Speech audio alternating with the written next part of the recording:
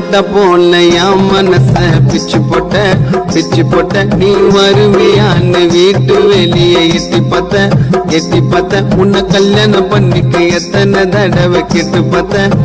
பார்த்த உன் பேரை எழுதி சாமி கிட்ட போட்டு பார்த்த அடிக்கிற புயலா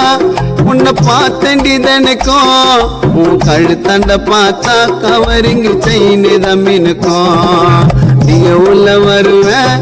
அது என்னுடைய பழக்கம் உண்மையான காதல்